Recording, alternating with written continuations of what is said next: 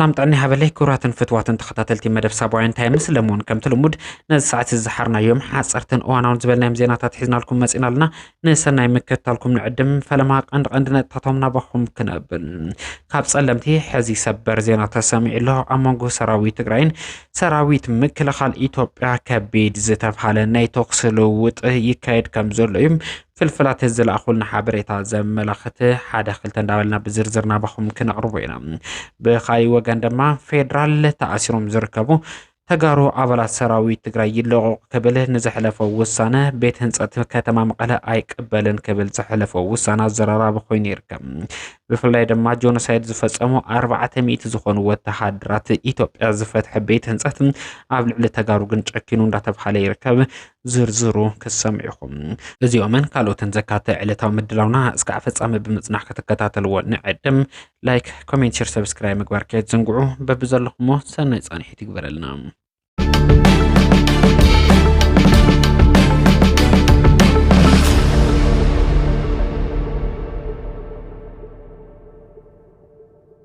بيرو ماين إنرجن تجري بالعلي كلتا ميتن كلتا مليون برن نزل تكبر برنامج متنخر سرعة مقبي تفراريمو بيرو ماين إنرجن تجري عابش شدشت ورداتهم بالعلي كلتا ميتن كلتا مليون برن نزل تكبر برنامج متنخر سرعة مقبي مسج أرتها زسعرو كونتراكترات سنة سمم معنا تفراريمو تبيرو بناي برنامج متنخر سرعة مقبي بجت عابش شدشت وردات تجري بالعلي كلتا ميتن كلتا مليون برن 450 هكتار مريت كلم زخل 10 تخلته نايك قرب مسنو ماي بروجكت سرحة هنصت نمجمر مسج أرتها زسعرو كونتراكتراتيو وعلى زعصر على في بيرو ماين إنرجن تجري أي تخلى جبر مرهن BFS RP توت بروجكتات كل مدى وسرحتهم تخطاتلنا نابي ربحة نخو علكن جبرينا كل قالاتيلو از بروجكت بأقباب انت تزازيمنا عفتاز اما مسرات جيرو توسخ هافتي كركب سلزخل كونتراكترات كاروت الزملكاتم أكلات نعوتنات اتم بروجكتات كنطفو ان تحساس كبل اي تتخلى وسيخو يتقسم تحابري بروجكت FS RP انجينير برهان دستا بوغرام كاب 3 እስከ 5 ወር ሓብ ዘሎ ግዜ እተን ፕሮጀክታት ክዛዘማት ልምከም ዘሎ በመግለጽ ኣብዚ ስራሕ ዝሳተፉ ኩሎም ኣካላት ቀልጢፎም ንምዕዋት ጻዕሪ ክገብሩ ጻውዒት ኣቕሪቦሎም ኮንትራክተራት ሊሊ ኢምፖርት ኤክስፖርት ኮንስትራክሽን ማሐሪ ተወላይ ኮንስትራክሽን ያርኮን ኮንስትራክሽን ወኪሎም ኣብቲ ውዕል ዝተፈረመሉ ዕለት ዝተረኸቡ ኣካላት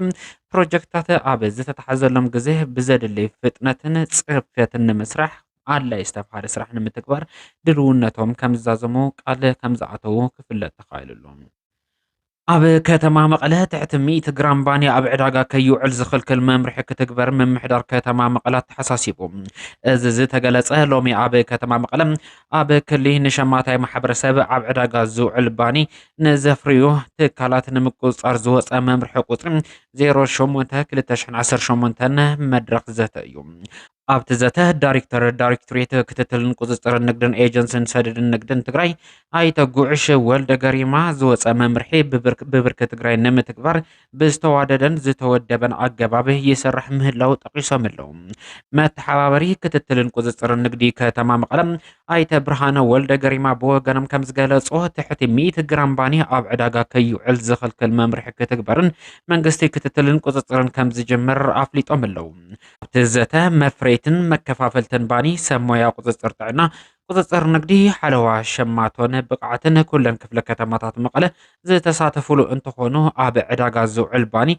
نزفري تكالاتن مقصر زوز امام ريحي قطرم زيرو شمان تزبار كلي تشعر 10 شمانتن ون بعمقة تزاتيلو يوم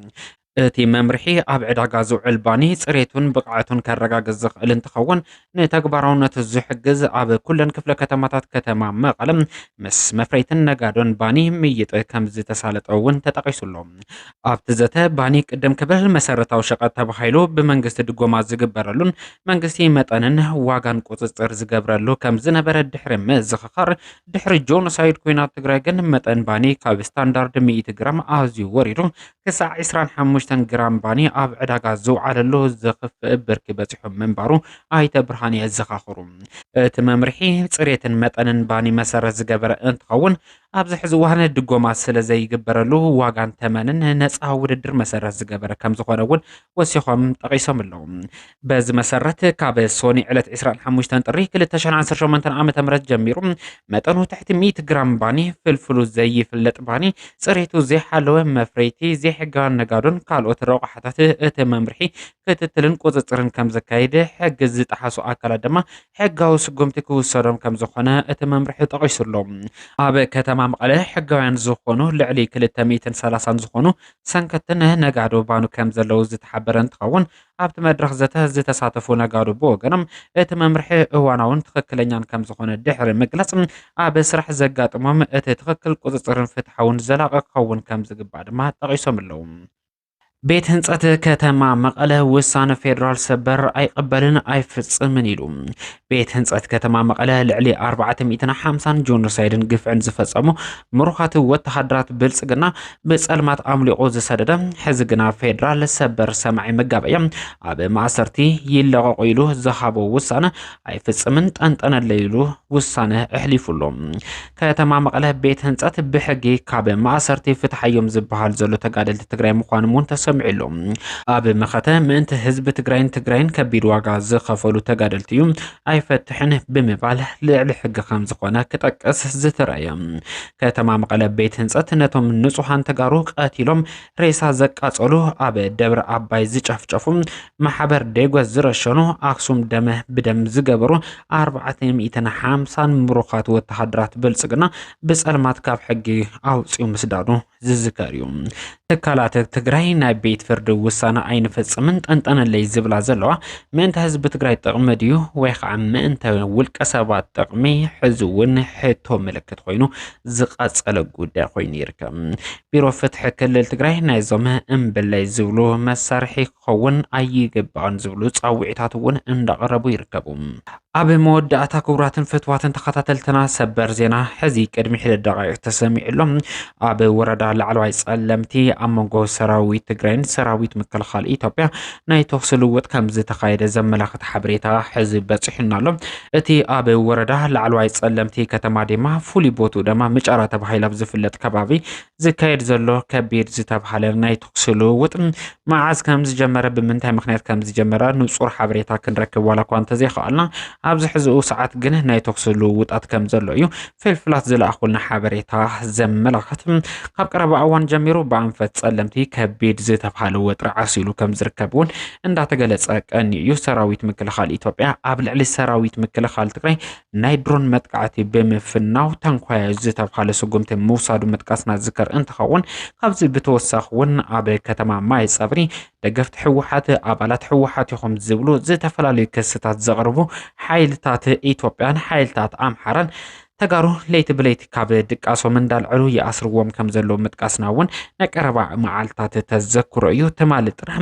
ልዕሊ 20 ዝኾኑ ተጋሩ ኣብ ትሕቲ ቁፅፅር ከም ዝኣተው ምግላጽና ዝዝከር እንትኸውን እቶም ዝተረፉ ተጋሩ ድማ ብመንነቶም ክሽቁረሩ ርእሶም ከድንኑ ይግበር ከም ዘሎ እውን ምሕባርና ዝዝከር እዩ መዚ ጉዳይ ተታሒዙ ይመስል እውን ሎም መዓንቲ ኣብ ወረዳ ላዕለዋይ ጸለምቲ ከተማ ድማ ፍሉይ ስሙ ምጫራ ተባሂሉ ኣብ ዝፍለጥ ጣብያ እዩ ከቢድ ዝተባሃለ ናይ ተኩስ ልውውጣት ይስማዕ ከም ዘሎ ፍልፍላት ዝለኣኹልና ሓበሬታ ዘመላኽት እዚ ወተሃደራዊ ምትፍናን ወጥሪ ናብ ዝኸፍአ ኩናት ከይሰጋገር ድማ ከቢድ ዝተባሃለ ስጋኣት ፈጢሩ ከም ዘሎ እዩ ዝተጠቐሰ ኣብ ዝተፈላለዩ ከባብታት ትግራይ እውን ተመሳሳሊ ስጋኣት ዝፈጠሮም ምንቅስቓሳት ይካየዱ ከም ዘሎ ተሓቢሩሎ ብፍላይ ኣብ ባንክ ዘሎ ገንዘብ ንምውፃእ ካብ ሓሊፉ እውን ንንውሕ ዝበሉ እዋናት ከጽንሑ ዝኽእሉ ሸቐጣት ኣብ ምዕዳግ ዝተፈላለዩ ምንቅስቓሳት ኣብ ትግራይ ይግበር ከም ዘሎ ዝተጠቐሰ መዚ ጉዳይ ተታሒዙ እውን ክቡራትን ፍትዋትን ተኸታተልትና ብወገን ትግራይ ኮነ ፌደራል መንግስቲ እስካዕ ሕዚ ዝተዋህበ ዝኾነ ኹን መግለጺ የለን ሚድያና ኣብዚ ጉዳይ ተወሳኺ ሓበሬታ ንምርካብ ዝተፈላለዩ ናይ ስልኪ ምድዋል ጻዕርታት ዋላ እኳ እንተገበርና ናይ ተኩስ ልውውጥ ኣሎ ካብ ዝብል ሓበሬታ ዝተወሰኸ ካልእ ተወሳኺ ሓበሬታ ክንረክብ ኣይከኣላን ተወሳኺ ሓበሬታ ምስ ንረክብ ግን ከምቲ ልሙድ ፅፁይ ሓበሬታ ናባኹም ንምቕራብ እንገብሮ ጻዕርና ኣጠ ኣጠናኺርና ብምቕጻል ኣብ ዝኾነ ሰዓት ሓበሬታ ናባኹም ምቕራብና ክንቀጽል ምዃንና በዛ ኣጋጣሚ ቃል ንኣቱ